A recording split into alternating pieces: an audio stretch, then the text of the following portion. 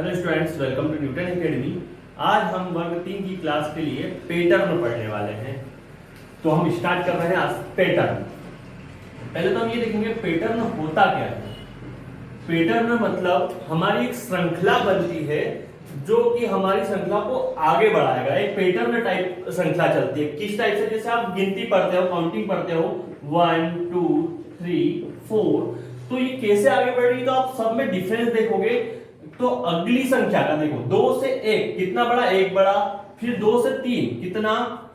1 बड़ा। तो ऐसा हर किसी में आप देखोगे तो प्लस कितना होते जा रहा है? 1 प्लस होते जा रहा है। तो ये हमारी एक नई श्रृंखला बन रही है जिसमें हमेशा क्या हो रहा है? +1 हो रहा है। तो इसे कहा जाता है पैटर्न। अब ये जरूरी नहीं है कि सिर्फ प्लस होगा, माइनस भी हो सकता है, गुणा भी हो सकता है और उसके बाद आपका भाग भी हो सकता है। तो ऐसे कई प्रकार के पैटर्न होते हैं जिसमें आपको मिसिंग नंबर दिए जाते हैं, कुछ संख्याएं दी जाती है और आपसे पूछा जाता है एक क्वेश्चन मार्क बना के कि इसकी प्लेस पे क्या आएगा। तो हमको स्टार्टिंग किस टाइप से देखना है तो हम देखते हैं। देखिए, आपके अलग अलग पैटर्न होते हैं। तो प्लस वाला पैटर्न होगा, धनात्मक पैटर्न हो सकता है, फिर आपका हो सकता है ऋणात्मक पैटर्न।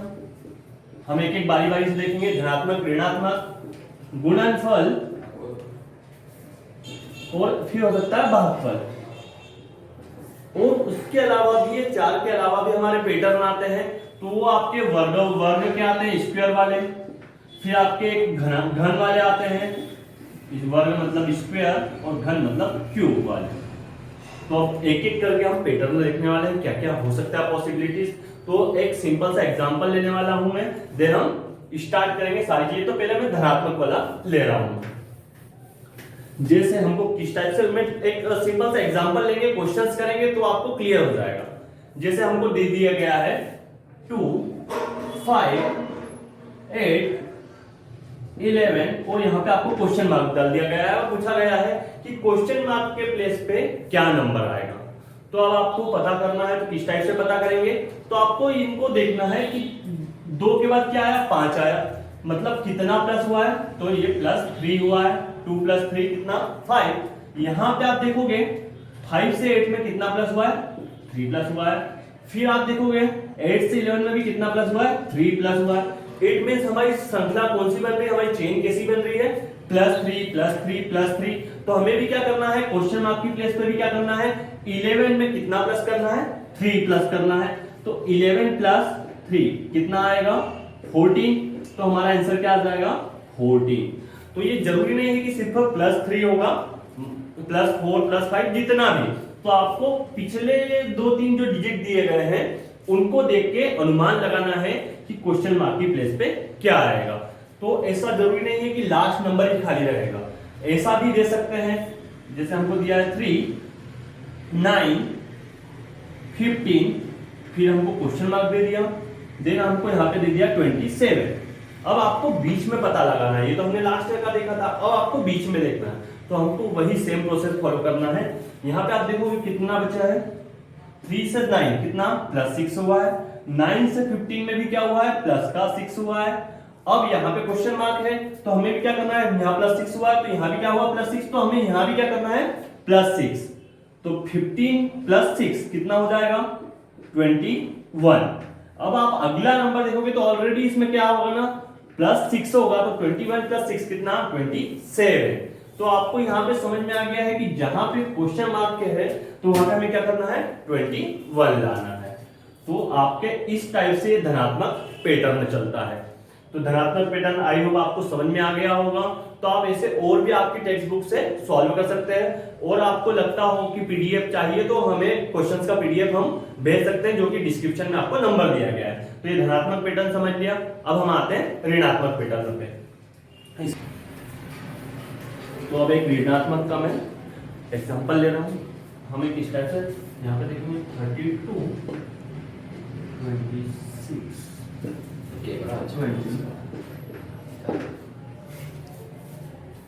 ये दिया है हमें क्वेश्चन मार्क की प्लेस पे, देखना है क्या आएगा।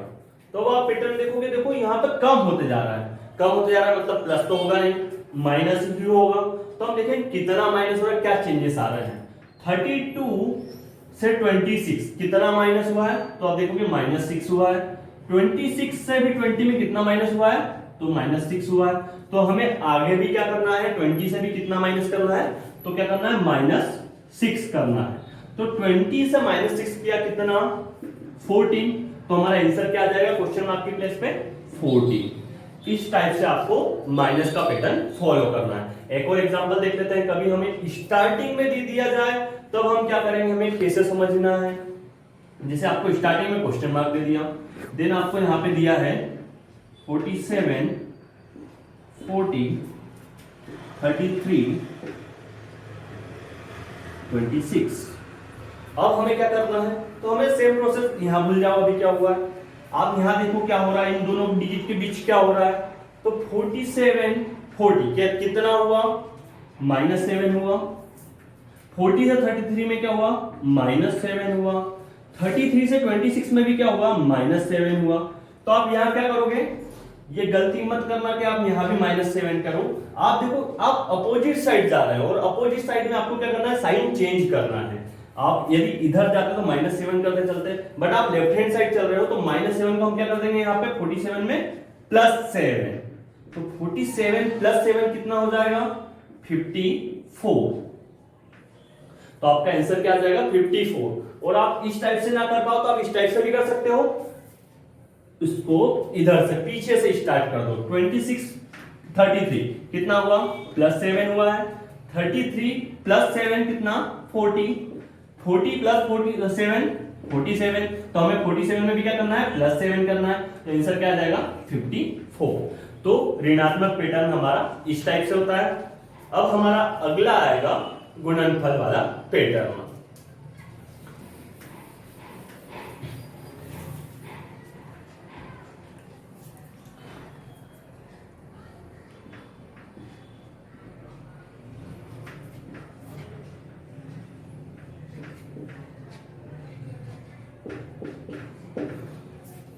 यहां पे देखो, अब आपको ये समझ में आया होगा कि सर हमको वहां तो पता ही नहीं होगा कि ये प्लस वाला है, माइनस वाला है, मल्टीप्लाई वाला है, तब हम कैसे देखेंगे कि प्लस करना है माइनस करना है।